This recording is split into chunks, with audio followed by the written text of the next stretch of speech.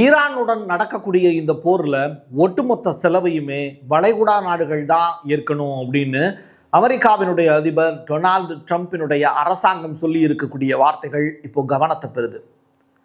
அப்படின்னா இந்த போரை நடத்த சொன்னதே வளைகுடா நாடுகள் தானா அப்படிங்கிற கேள்வி உங்களுக்குள்ள இருக்கும்ல. பாலஸ்தீனத்தை சேர்ந்த மக்கள் சின்ன குழந்தைங்கள்ல இருந்து வயதானவர்கள் வரைக்கும் கைதிகளாக இஸ்ரேலிய சிறைகளில் அடைக்கப்பட்டவங்களுடைய எண்ணிக்கை 20,000க்கு மேலே இருக்கும்.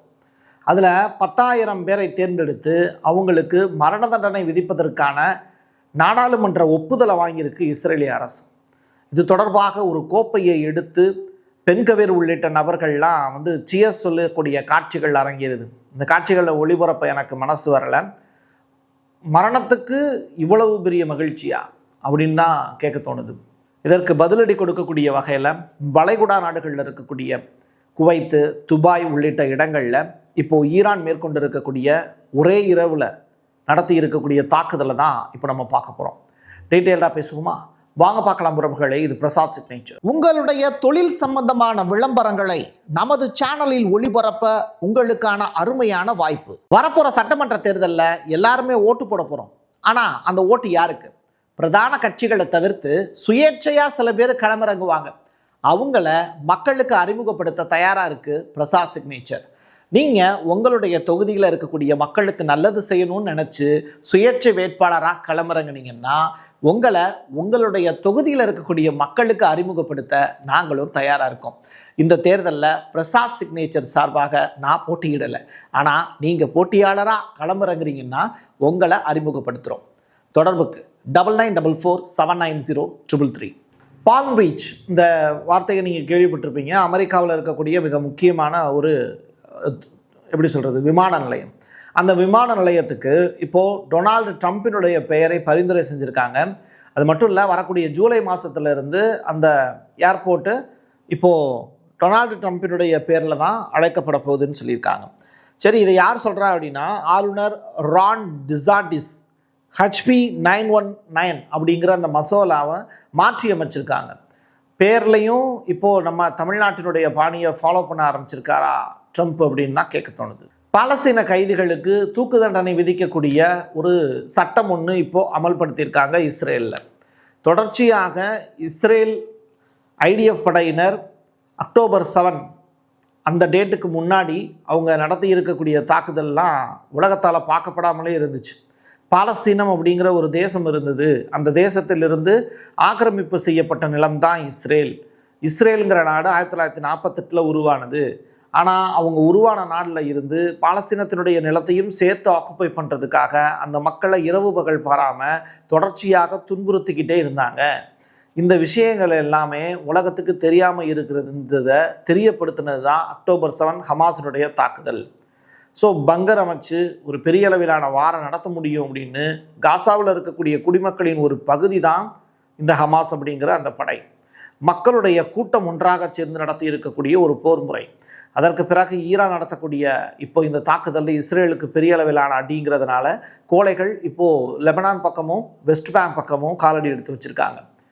பாலஸ்தீனத்தில் தொடர்ச்சியாக சின்ன குழந்தைங்க ரோட்டில் நடந்து போச்சுன்னா கூட நாயை விட்டு கடிக்க விடுறது உள்ளிட்ட ஏகப்பட்ட விஷயங்களை இஸ்ரேலிய IDF படை செஞ்சுக்கிட்டே இருப்பாங்க. பாலஸ்தீனத்தினுடைய அந்த மரங்கள் இருக்குல்ல, ஆலிவ் மரங்கள், அதை பூரா வெட்டுவாங்க. வெஸ்ட் பேங்கில் இருக்கக்கூடிய ஆடு மேடு மேய்க்கிறவங்களை எல்லாத்தையும் துரத்தி விட்டுட்டு அந்த இடத்த பூரா கைப்பற்றிடுவாங்க செட்டிலர்ஸை வச்சு. இப்படிப்பட்டவங்க சின்ன சின்ன குழந்தைங்களை, பாலஸ்தீன குழந்தைங்களை பிடிச்சி சிறையில் அடித்து அவங்க வயதானத்திற்கு பிறகு ரிலீஸ் பண்ணி விடுவாங்க. வாழ்க்கையை தொலைத்தவர்கள் தொடர்ச்சியாக அவங்களுடைய வீடுகளை பார்க்கும்போதும் சரி, அந்த வீடுகளில் இருக்கக்கூடிய வீடுகள் இருக்காது, அதுவும் இடிச்சிடுவாங்க.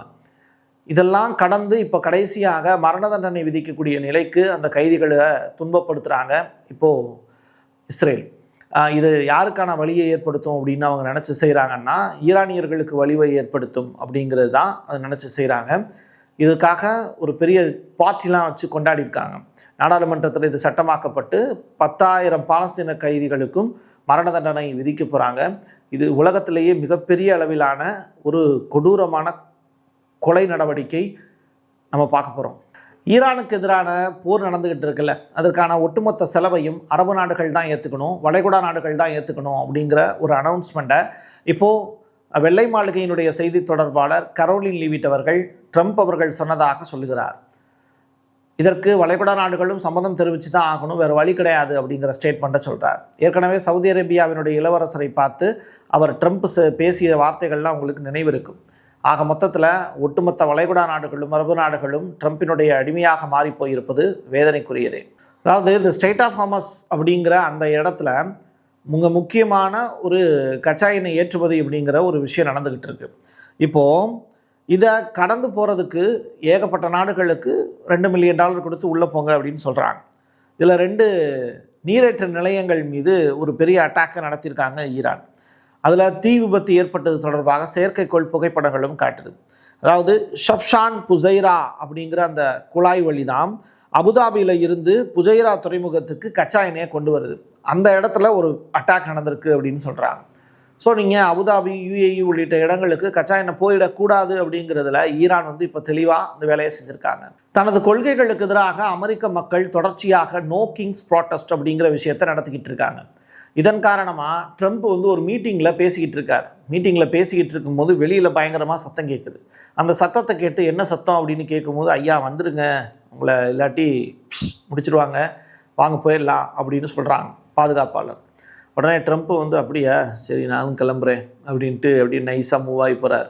அமெரிக்க வரலாற்றில் ஒரு பிரசிடெண்ட்டு தன்னோட மீட்டிங்கை மக்கள் நடத்தக்கூடிய போராட்டத்துக்காக ஒத்தி வைத்த நிகழ்வு அப்படிங்கிறது இப்போ தான் முதல் தடவை நடந்திருக்கு.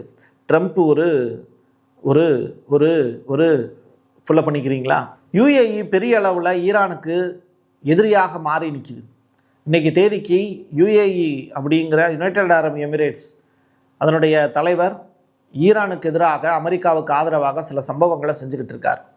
அதில் ஒரு பகுதியாக ஈரான் என்ன பண்ணுறாங்கன்னா, UAE காசை வச்சு தான் நான் விளையாடுறேன், உனக்கு நட்டத்தை ஏற்படுத்தினா அப்படின்னு சொல்லி தன்னுடைய மிசைல் வருவது போன்ற ஒரு தோட்டத்தை உருவாக்குறாங்க. இந்த துபாயினுடைய வான்வெளியில் ஈரான் நடத்திய ஏமாற்று வித்தையின் காரணமாக ஐக்கிய அரபு எமிரேட்ஸினுடைய அந்த $100 மில்லியன் இழப்பு ஏற்பட்டிருக்குங்கிறாங்க. எப்படி அந்த இழப்பு ஏற்பட்டுச்சு அப்படின்னா, அவங்க ஒளிவீச்சு ஏமாற்று கருவிகளை வானத்தில் ஏவி விடுறாங்க துபாய் மீது.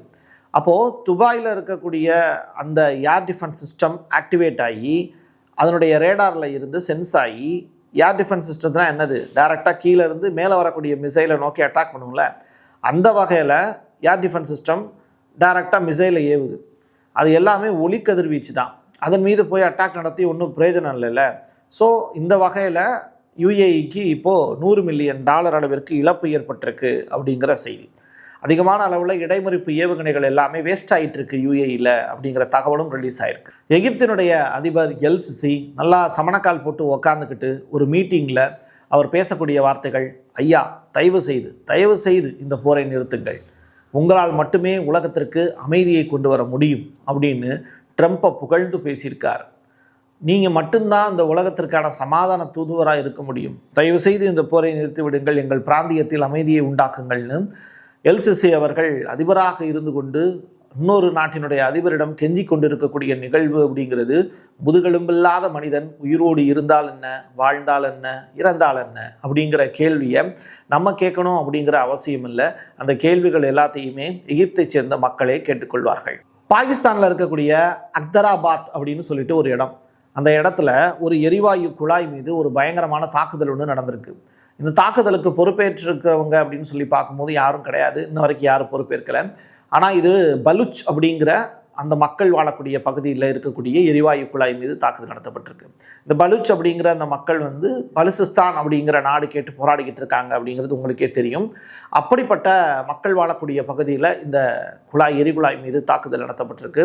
அதை பார்த்துக்கிட்டு இருக்கக்கூடிய மக்கள் ரொம்ப பெரிய அளவில் ஷாக் ஆகி, இப்படி ஒரு நிகழ்வு நம்ம ஊரில் நடந்திருக்கே அப்படின்னு சொல்லி வருத்தப்பட்டு தலையில் கை வச்சுக்கிட்டு அழக்கூடிய காட்சிகள் அரங்கியிருது. குவைத்தில் இருக்கக்கூடிய கேம்ப் புஜ்ரிங் அப்படிங்கிற ஒரு பகுதி, இந்த பகுதி மீது நேற்று இரவு முழுவதுமே குவைத்தில் இருக்கக்கூடிய நண்பர்கள் சொல்லியிருக்கக்கூடிய தகவலின் அடிப்படையில் சில விஷயங்களை உறுதிப்படுத்த முடியுது. அமெரிக்காவினுடைய மிலிட்ரிக்கான சொந்தமான ஸ்கூல் ஒன்று இருக்குது. அது தவிர்த்து உடற்பயிற்சி கூடங்கள் இருக்குது, படை வீரர்கள் தங்கும் இடங்கள் இருக்குது, கிடங்குகள் இருக்குது, மின் நிலையங்கள் இருக்குது, பிற வசதிகள் நிறைந்த இடங்கள் குவைத்தில் இருக்குது ஏகப்பட்டது. இதெல்லாமே அமெரிக்கர்கள் வாழுவதற்காக குவைத் அரசாங்கம் செய்திருக்கக்கூடிய ஏற்பாடு. இந்த இடத்துல ஒரு பெரிய அட்டாக்கை ஈரான் நடத்துகிறாங்க. இதில் ஐயோ அம்மா அப்படின்னு கத்துற சத்தம் கேட்கல, ஓமை காட் அப்படின்னு கத்தக்கூடிய அலறல் சத்தம் கேட்டதாக அங்கிருந்து வரக்கூடிய செய்திகள் நமக்கு தகவலை தெரிவிக்குது. குவைத்தினுடைய அல் சல்மி அப்படிங்கிற ஒரு எண்ணெய் கப்பல், அது எங்கே இருக்குது அப்படின்னா துபாயில் ஒரு துறைமுகத்தில் நங்கூரமிடக்கூடிய நிகழ்வு அரங்கேறியிருக்கு. அதன் மீதும் ஈரான் அட்டாக் நடத்தியிருக்காங்க. குவைத்தின் மீது இவ்வளவு காண்டு ஏன் ஈரானுக்கு இருக்குது அப்படின்னா, நடந்திருக்கக்கூடிய நிகழ்வுகள் அந்த மாதிரி தொடர்ச்சியாக கத்தார் அரசு ஈரான் போரில் நாங்கள் பங்கேற்கலை அப்படின்னு சொல்லி விலகினாங்க. ஆனால் குவைத் அரசாங்கம் இன்ன வரைக்கும் யூஎஸ் மிலிட்ரியை வெளியேற்றக்கூடிய எந்த ஒரு நடவடிக்கையும் எடுக்காதது அங்கே இருக்கக்கூடிய ஈரானியர்களை ரொம்ப பெரிய அளவில் கோபத்தை ஆழ்த்தியிருக்கு. தொடர்ச்சியாக குவைத் அரசு அமெரிக்காவோடு சப்போர்ட்டில் இருக்கிறது தான் இங்கே இருக்கக்கூடிய பிரச்சனை. ஸோ அந்த ப்ராப்ளத்தை ஷார்ட் அவுட் பண்ணுறது குவைத் அரசு செய்யணும். அதை அவங்க எப்போ செய்ய போகிறாங்களோ அது வரைக்கும் அடி விடுவோம். அல் மின்ஹாத் அப்படின்னு சொல்லி ஒரு பகுதி, இது அமெரிக்க தளம், யுஏஇயில் இருக்கக்கூடிய ஒரு தளம்.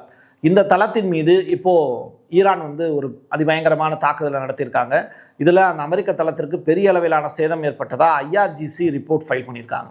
நம்ம சொல்லக்கூடிய தகவல்கள் எல்லாமே உண்மைத்தன்மையாக பலமுறை செக் பண்ணி பல தளங்களில் சோதித்து அங்கே இருக்கக்கூடிய மக்களுடைய ரெஸ்பான்ஸையும் வாங்கி துரிதமான நேரத்தில் ரொம்ப வேகமாக நிதானமாக உங்கள்கிட்ட தகவலை கொண்டு சேர்த்துக்கிட்டு இருக்கோம். இது உங்களுக்கு புரிஞ்சது பிடிச்சது உண்மைத்தன்மையோடு இருக்குது அப்படின்னா உங்களுடைய நண்பர்களுக்கும் உறவினர்களுக்கும் இதை ஷேர் பண்ணுங்கள். என் கையெழுத்து என் மக்களுக்கானது உறவுகளே. மீண்டும் ஒரு பதிவில் சந்திக்கலாம். நன்றி, வணக்கம். உங்களுடைய தொழில் சம்பந்தமான விளம்பரங்களை நமது சேனலில் ஒளிபரப்ப உங்களுக்கான அருமையான வாய்ப்பு. Prasad signature media broadcasting private limited. நீங்க நியூஸ் ரீடரா மாறணுமா, கண்டென்ட் கிரியேட்டரா உருவாகணுமா, சேட்டலைட் சேனல்ல ரிப்போர்ட்டரா வேலை பார்க்கணுமா, டாக்குமெண்ட்ரி மேக்கிங்ல இருந்து ஜேர்னலிசம் பற்றிய முழுமையான பயிற்சி பெற உங்களுக்கான அருமையான வாய்ப்பு. எங்களை தேடி வாங்க. ஆன்லைன் மற்றும் நேரடி பயிற்சி வகுப்புகளும் சர்டிபிகேட் கோர்ஸாவே கத்துத்தரும். மீடியா துறையில் 10 ஆண்டுகளுக்கு மேல அனுபவம் உள்ளவர்கள் பயிற்சி கொடுப்பார்கள். வாய்ஸ் ஓவர் தொடங்கி வாய்ஸ்லெஸ் பீப்புளுக்காக உங்களை சிறந்த ஜேர்னலிஸ்டா உருவாக்க வேண்டியது எங்களோட பொறுப்பு. ஸ்கூல்ஸ் அண்ட் காலேஜஸ்ல ஜூனியர் ஜேர்னலிஸ்ட்ங்கிற பேர்ல ஒர்க் ஷாப்பும் கண்டக்ட் பண்ணி கொடுக்கிறோம்.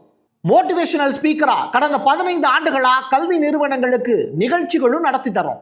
தொடர்புக்கு 9944790333 94493594 prasadsignature@gmail.com. வரப்போற சட்டமன்ற தேர்தலில் எல்லாருமே ஓட்டு போட போறோம். ஆனா அந்த ஓட்டு யாருக்கு? பிரதான கட்சிகளை தவிர்த்து சுயேட்சையா சில பேர் களமிறங்குவாங்க.